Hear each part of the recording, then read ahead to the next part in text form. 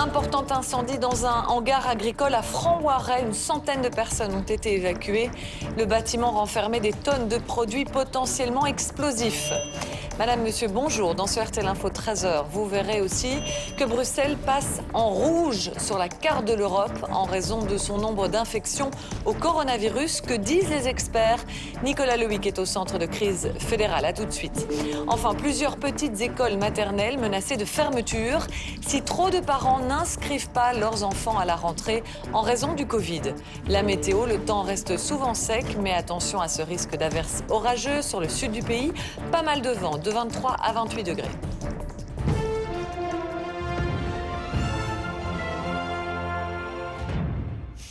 Une annonce retient toute l'attention ce midi sur la carte de l'Europe. Bruxelles passe en rouge. C'est le Centre européen de prévention, de contrôle des maladies qui décide de cela, sur base des chiffres de contamination. Bonjour Nicolas Lewick. Comment ont réagi les experts du centre de crise fédéral ? Eh bien, ils s'y attendaient, puisque ce sont eux-mêmes qui ont communiqué les chiffres des contaminations au centre européen. Mais attention, cette carte n'est pas celle du ministère des Affaires étrangères, comme les cartes qu'on vous montre un peu tous les jours ici. C'est une carte qui sert d'indicateur entre pays européens. Elle n'implique pas forcément de mesures concrètes. Et c'est à chaque pays de décider si les voyages à Bruxelles sont oui ou non encore autorisés. Écoutez les précisions bien importantes de Frédéric Jacobs, chef de la clinique des maladies infectieuses à l'hôpital Erasme. Chaque pays va intégrer selon ses propres critères les recommandations de voyage à l'étranger et notamment les recommandations de voyage en Belgique. Donc il faut que chaque voyageur habitant dans un autre pays d'Europe regarde les recommandations. Nous-mêmes en Belgique, nous n'appliquons pas les couleurs de centre de prévention comme ça. On analyse beaucoup plus d'autres critères qui font, comme vous avez pu voir, que les couleurs sont différentes que les couleurs du centre de prévention. Pourquoi? Parce qu'on intègre non seulement le nombre de personnes détectées positives, on intègre également le nombre de tests qui ont été faits. Comme je vous ai dit, plus on fait de tests, plus on a une chance de trouver des gens positifs. Et on intègre également l'évolution, si ça augmente, si ça diminue, et les mesures qui sont prises dans le pays. Nicolas, en fait, le nombre de cas, pour l'instant, baisse dans toutes les provinces, sauf dans la capitale. Eh bien oui, les nouveaux cas augmentent de 3% par jour à Bruxelles sur la semaine dernière. Les admissions à l'hôpital augmentent aussi. Plusieurs quartiers de Bruxelles sont particulièrement concernés. On parle surtout des quartiers du Nord à très forte concentration de population. La situation reste donc surtout problématique dans ces zones-là. Et à noter que le port du masque obligatoire partout dans la région de Bruxelles-Capitale n'est obligatoire que depuis le 12 août. Il faudra donc encore attendre quelques jours avant de voir si cette mesure fait effet. Merci beaucoup Nicolas Lewick depuis le centre de crise fédéral. Et sur le plan national, donc quels sont les chiffres? Eh bien là, le nombre de contaminations continue de baisser, excepté à Bruxelles, on vient de le dire. Environ 505 nouvelles infections par jour ont été enregistrées entre le 1er et le 17 août. C'est 20% de moins par rapport aux 7 jours précédents. On observe également une légère baisse du nombre moyen d'hospitalisations. 28 admissions en moyenne sur la semaine écoulée, soit une diminution de 15%. En ce qui concerne les décès, leur nombre moyen, vous le voyez, augmente un tout petit peu avec 10 décès en moyenne. Pour faire face à l'épidémie, la Belgique estime qu'elle aura besoin de 4 millions de doses de vaccins. Même si aucun n'est encore prêt, il faut en fait déjà passer les premières commandes. Le projet du groupe pharmaceutique international AstraZeneca a entre autres été analysé par un comité de notre agence fédérale du médicament. Aucun point critique n'a été trouvé et donc notre pays devrait donner son premier feu vert, comme nous l'expliquent Mélanie Renda et Thomas Decuper. Le comité scientifique a donné son avis. Selon lui, la Belgique peut se lancer dans l'achat d'un premier vaccin. Ce vaccin est en cours de développement par la société AstraZeneca.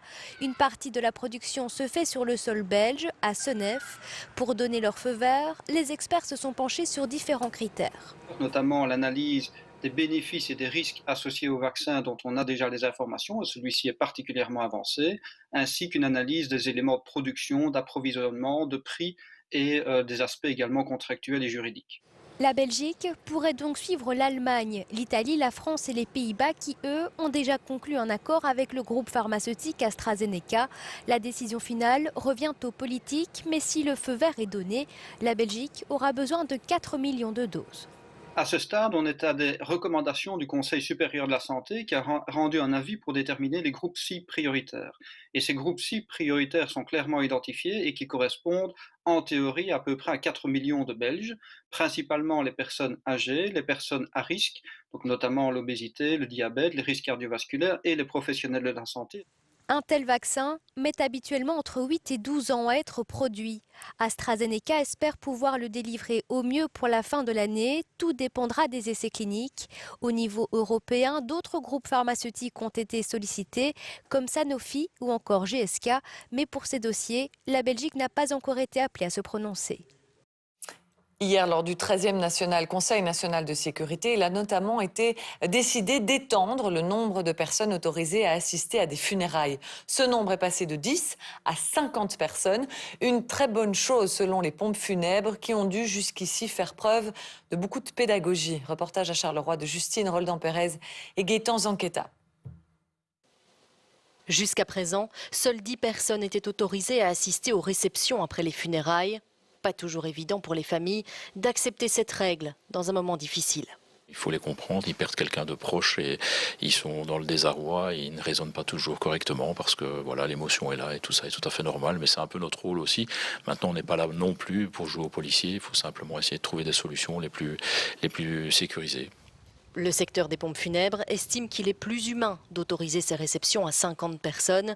Dans la pratique, certaines familles contournaient les règles en vigueur. Si la famille est à 20 et qu'on n'a que 10 personnes au crématorium en train d'attendre les cendres, les 10 restent dans le salon et puis les autres restent dehors et ils font un tour chacun à son tour, ils viennent prendre la place. Ce qui est bon, on contourne la loi tout en étant en règle. Avec l'assouplissement des règles, les agents de pompes funèbres pourront donc gérer plus facilement les cérémonies. Il faut dire que depuis mars, il n'est pas toujours évident de s'organiser. Certains ne veulent même plus se déplacer parce qu'ils ont peur et donc on doit faire par téléphone et c'est assez compliqué de gérer des funérailles par téléphone sans voir la famille, sans avoir ce contact et sans vraiment mesurer la situation. Concernant les funérailles à l'église, là rien ne change, 100 personnes maximum sont autorisées, mais toujours dans le respect de la distanciation sociale. On a certainement évité une catastrophe à Franc-Ouarez, en province de Namur. Hier soir, un incendie s'est déclaré dans un hangar fermier de la commune. En arrivant sur place, les pompiers ont découvert que plusieurs tonnes de nitrate d'ammonium étaient stockées dans le bâtiment. Rappelez-vous, c'est cette substance qui était à l'origine de la gigantesque explosion dans le port de Beyrouth au début du mois. Sur place, Alima Mohansali, Catherine Van Zevere. Des flammes toujours vives dans ce hangar agricole. Depuis 20 h hier soir, les pompiers s'activent pour les contenir. On a rapidement appris que dans le hangar complètement en feu, une trentaine de tonnes de nitrate, donc des engrais, étaient présents. Donc, ce qui nous a fait prendre les plus grandes précautions afin de gérer cela et empêcher l'échauffement et donc l'emballement de ces engrais qui peuvent provoquer des explosions importantes. Le risque d'explosion était donc réel, même si l'ammonium n'était pas très inflammable d'après la bourgmestre, qui a tout de même décidé d'évacuer une centaine d'habitants. Nous avons ouvert le hall sportif de Fernelmont, nous avons accueilli familles avec enfants, mais aussi avec les animaux de compagnie. C'était une mesure de précaution à partir du moment où cet engrais était présent à l'intérieur du hangar, même si le risque était vraiment très faible. Nous avons vraiment voulu jouer la carte de la précaution. L'évacuation a été levée aux alentours de 23 h. Cet incendie particulièrement dangereux a nécessité une intervention des secours très réglementée. Donc voilà, nous avons limité l'engagement en personnel directement exposé, nous avons augmenté les capacités en eau, nous avons tâché d'inerter l'ensemble de l'engrais et de limiter le rayonnement de l'incendie vers ces engrais qui était un risque potentiel. Les causes de l'incendie ne sont pas encore déterminées, mais c'est la thèse de l'accident qui est privilégiée. Des dégagements de fumée importants sont toujours en cours, mais ils ne seraient plus toxiques, d'après les pompiers. Autre incident la nuit passée, cette tentative de braquage à l'explosif au sein d'une banque à Remicourt en province de Liège. Vous nous avez alerté via le bouton orange sur notre site RTL Info. Bonjour Julien Moda, vous êtes sur place. Le bâtiment de l'agence bancaire est fortement endommagé, mais les voleurs sont repartis bredouille? C'est très difficile de savoir exactement quelle quantité d'argent ont emporté les malfrats. En tout cas, il y a une bonne nouvelle, c'est qu'ils n'ont pas pu atteindre les coffres de la banque. Ça signifie que l'ensemble des biens déposés par les clients n'a pas été touché. En revanche, oui, un distributeur a bel et bien explosé ce matin, mais on ne connaît pas la quantité d'argent qu'il y avait à l'intérieur. La question qui était posée ce matin, c'était surtout concernant la stabilité du bâtiment. Vous le voyez peut-être derrière moi, on est en train d'y travailler. Normalement, cette stabilité n'est pas atteinte. L'agence devrait d'ailleurs rouvrir dès la semaine prochaine, mais les déflagrations entendues ce matin ont réveillé une grande partie du voisinage. Je vous propose d'entendre d'ailleurs à ce propos un des voisins qui a été réveillé aux alentours de 4 h du matin. Comme il fait encore assez lourd dans les chambres, on dormait la fenêtre ouverte et j'ai entendu 2 très grosses détonations aux alentours de 4 h du matin. À la base, j'ai pensé que c'était un orage. J'étais fortement réveillé, le bâtiment a tremblé. Et puis j'ai entendu les véhicules de secours arriver, et puis on a vu la police, etc. Donc on a bien compris que c'était ici à la banque. Merci beaucoup Julien Modave pour ce témoignage. Et puis des échanges de tirs ont eu lieu hier après-midi à proximité de l'hôpital d'Ixelles, en région bruxelloise cette fois. Un homme de 27 ans est décédé, un autre a été blessé et hospitalisé. Le parquet, le laboratoire scientifique de la police et le juge d'instruction sont descendus sur place. Une autre fusillade a eu lieu dans ce même quartier il y a 10 jours. Rien ne permet jusqu'à présent d'établir un lien entre les deux faits. Les enquêtes se poursuivent. Des images RTL Info de Recep Ametaj. Dans l'actualité, nous suivons aussi toujours cette enquête concernant la mort d'un homme en 2018 après avoir été interpellé par plusieurs policiers de façon violente et polémique à l'aéroport de Charleroi. La révélation de cette affaire a poussé hier le numéro 2 de la police fédérale à se mettre en retrait le temps de l'enquête. C'est notamment le comité P, c'est-à-dire la police des polices qui s'en charge, mais Amnesty International demande également une enquête. Corentin Simon, Recep Ametaj. Le geste est fort, le numéro 2 de la police fédérale fait un pas de côté. J'ai demandé que l'on interrompe temporairement mon mandat. André Desenfants prend de la distance, le temps de faire la lumière sur cette affaire. Plusieurs enquêtes vont être menées, d'abord en interne à la police fédérale par rapport aux faits, mais aussi à la circulation des informations au sein de la police. Comment ce flux d'informations s'est déroulé et comment il se fait que je n'ai pas été au courant de faits de telle gravité. Une enquête judiciaire est aussi à l'instruction depuis 2018. Elle doit déterminer les causes de la mort de la victime. De nouvelles auditions doivent être réalisées, notamment de la policière auteure du salut nazi. Selon nos informations, elle avait déjà été entendue en mai 2018 par le comité P. La police des polices a été saisie par le juge d'instruction de Charleroi. Il a été demandé d'informer le comité P d'éventuels dysfonctionnements organisationnels ou structurels dans le cadre de cette enquête judiciaire. Le comité P a reçu une plainte en 2018 qui a été transmise au juge d'instruction. Parallèlement, une enquête sur le volet disciplinaire de l'affaire va être ouverte par l'inspection générale de la police. Et c'est ici le comportement des policiers qui est visé. Cette attitude envers quelqu'un est en fait insupportable. Ce sont des mesures qui étaient hors de toute proportion, même si on doit maintenir l'ordre public. Amnesty International demande aussi une enquête et se pose la question du timing. Il a fallu que les images deviennent publiques pour que tout d'un coup, ça remue à l'intérieur. Et ça c'est une image de ce qui se passe en réalité, je ne dirais pas au quotidien, mais de façon régulière au sein de l'appareil policier en Belgique, et qui réclame une enquête en profondeur.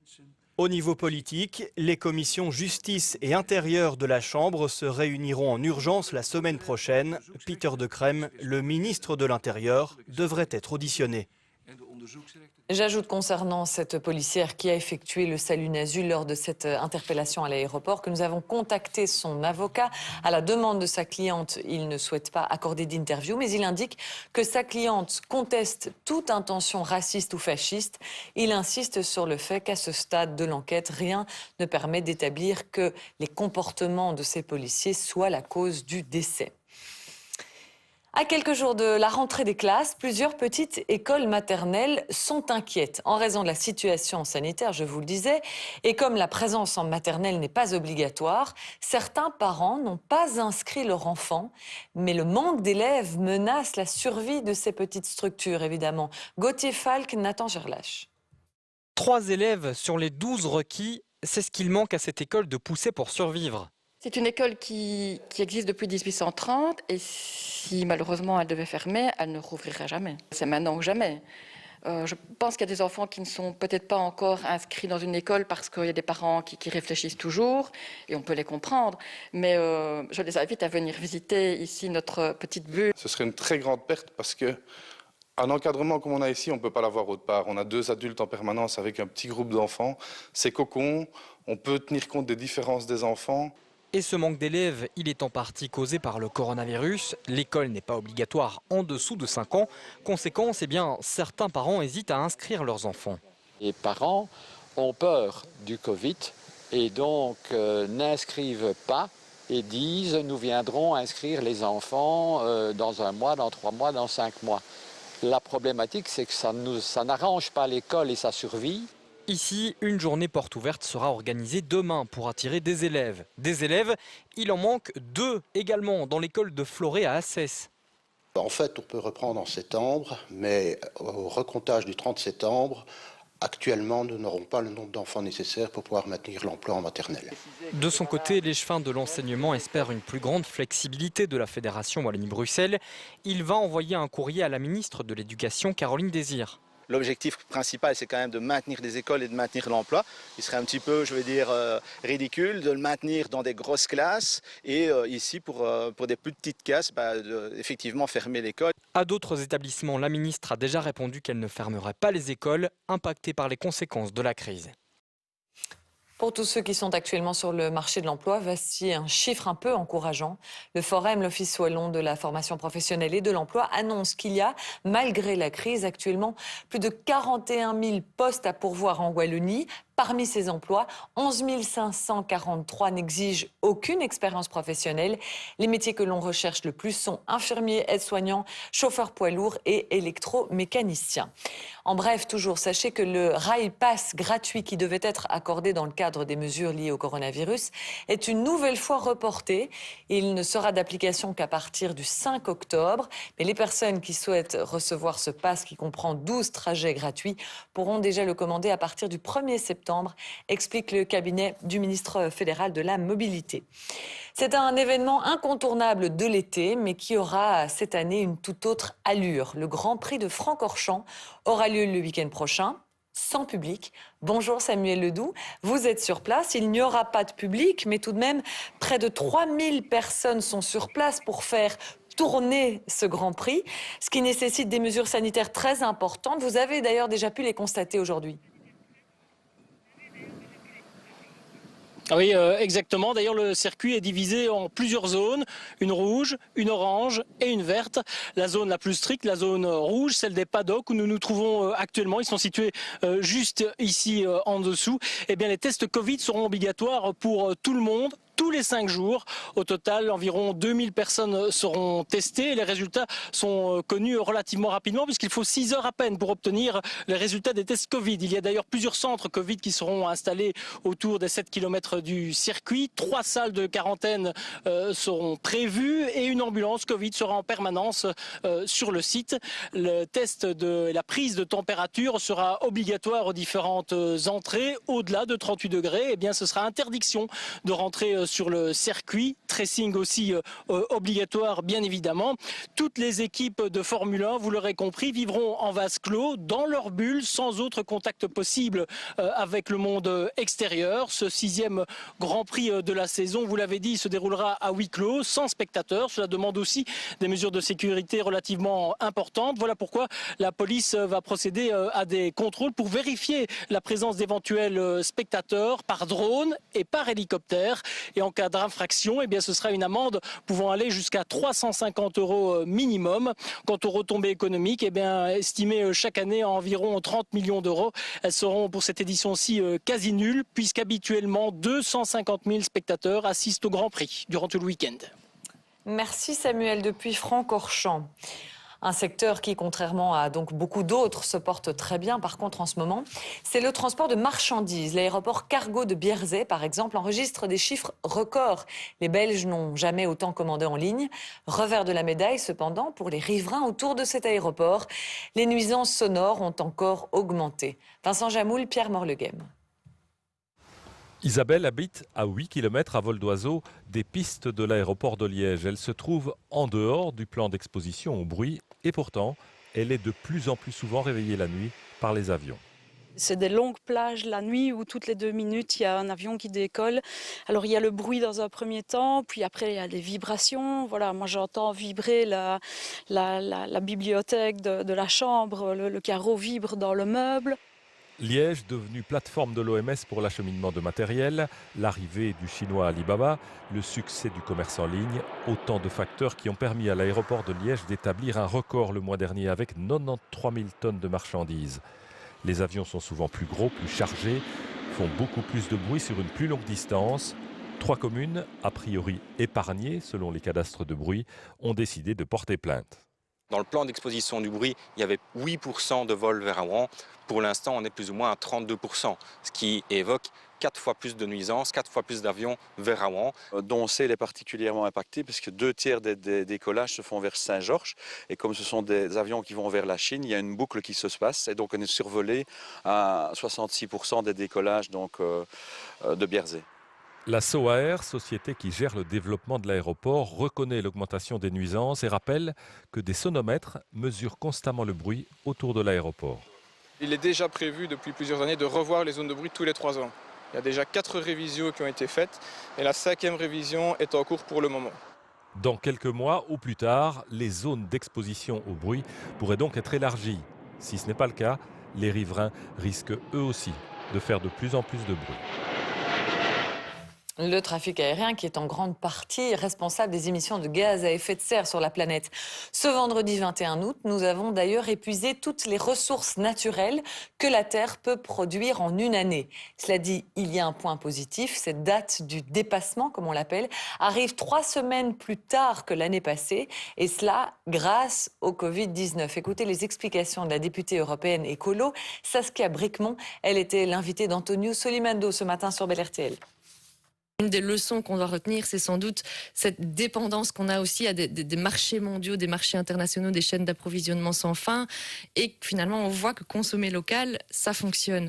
Se déplacer en vélo, dans plein de cas, ça fonctionne aussi, ou à pied. Donc on a repris des habitudes et on a retrouvé... Mais qu'est-ce qui a fait que ça n'est pas devenu un comportement durable ? Mais parce que très vite, il est question de reprise, et notamment de reprise économique, et que c'est difficile de sortir un peu du schéma de pensée, du modèle habituel que l'on a. À l'étranger, les médecins russes refusent de transférer Alexeï Navalny. Hier, le principal opposant à Vladimir Poutine a été admis dans un état grave après un empoisonnement présumé. L'Allemagne avait envoyé un avion pour le ramener dans un hôpital de Berlin, mais ce transfert à l'étranger n'a donc pas été autorisé. Les médecins qui le soignent disent n'avoir trouvé aucun poison dans son organisme. Arnaud Gabriel. Alexeï Navalny est toujours hospitalisé dans cet hôpital en Sibérie. En matinée, première information du jour et une déclaration inattendue. Jusqu'à présent, dans les recherches effectuées, aucun poison n'a été identifié. Nous ne croyons pas qu'il ait souffert d'un empoisonnement, poursuit-il. Son épouse, présente sur place, a pu le voir. À la sortie de l'hôpital, c'est l'inquiétude, la peur de perdre son mari. dans les prochaines heures. Il n'est pas en bonne forme et nous ne pouvons certainement pas faire confiance à cet hôpital. Nous demandons qu'il nous le rende pour qu'on puisse le soigner dans un hôpital indépendant avec des médecins en qui on a confiance. Une demande pour le moment refusée. Impossible à réaliser selon les médecins vu l'état de santé d'Alexeï Navalny, jugé instable. Pour son transfert, je pense, et c'est ce qu'a décidé le Conseil, que c'est pour le moment prématuré. Il est nécessaire d'arriver à une stabilisation complète du patient. L'Allemagne et la France se disent extrêmement préoccupés et attristés par la situation. Ils ont bien l'intention de faire toute la clarté sur les circonstances des faits et lancent un appel. Nous sommes évidemment prêts à apporter toute l'assistance nécessaire à Alexandre Navalny, à ses proches, sur le plan sanitaire, sur le plan de l'asile, de la protection, c'est évident. Ce qui vaut pour la France vaut aussi pour l'Allemagne. Nous lui offrons bien sûr toute l'aide médicale nécessaire et il peut se tourner vers les hôpitaux allemands, mais bien entendu, la demande doit être faite. Ce midi, Berlin est en contact avec Moscou pour résoudre ce cas qualifié d'humanitaire urgent. Toujours à l'étranger, le travail reprend et les frontières aériennes et terrestres du Mali ont rouvert ce vendredi. 2 jours après le coup d'État, l'armée soutenue par la population avait forcé le président à démissionner. L'armée qui promet un président de transition militaire ou civile pour une période la plus courte possible. Alors qu'aux États-Unis, l'ex-conseiller du président américain Steve Bannon, 66 ans, a été inculpé. Il aurait détourné des centaines de milliers de dollars destinés à soutenir le projet de construction du mur à la frontière mexicaine. Il plaide non coupable et a été relâché moyennant 5 millions de dollars de caution en attendant son procès. Même si Donald Trump prend ses distances avec cet homme, c'est une mauvaise nouvelle pour le président américain en pleine campagne pour sa réélection. Pour l'instant, le favori dans les sondages, c'est son opposant démocrate, Joe Biden. Son discours qui clôturait la convention démocrate a été passionné hier. Christophe Giltet. Feu d'artifice pour Joe Biden dans le ciel de son quartier général à Wilmington. Quelques minutes auparavant, il avait prononcé la phrase que tout le monde attendait. Je serai fier de porter la bannière de notre parti aux élections. C'est un grand honneur et une grande humilité. J'accepte cette investiture pour la présidence des États-Unis d'Amérique. C'est devant une salle presque vide, mais en liaison Internet avec des centaines d'Américains, que Joe Biden a prononcé son discours, un discours très ferme à l'égard de Donald Trump. L'actuel président a drapé l'Amérique dans les ténèbres bien trop longtemps. Trop de colère, trop de crainte, trop de division. Ici et maintenant, je vous le promets, si vous me faites confiance et me confiez la présidence, je ferai ressortir le meilleur de nous, pas le pire. Je serai un allié de la lumière, pas des ténèbres. Tous ses anciens adversaires démocrates étaient en ligne, en direct, pour le soutenir, y compris Bernie Sanders. C'est un être humain qui est empathique, qui est honnête, qui est respectable. En ce moment particulier de l'histoire américaine, mon Dieu, c'est quelque chose dont ce pays a absolument besoin. Les choses sérieuses commencent. L'élection aura lieu dans moins de 2 mois et demi, le 3 novembre.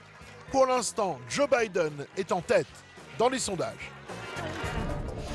Merci de vous informer avec RTL Info. Pour suivre, ce sont les prévisions météo complètes de Sabrina Jacobs. Quel temps il fera pour le week-end? Elle vous dit tout dans un instant. Dans tous les cas, passez un bon week-end. Je vous embrasse. À bientôt. RTL Info continue en radio, sur Internet et sur les applications mobiles.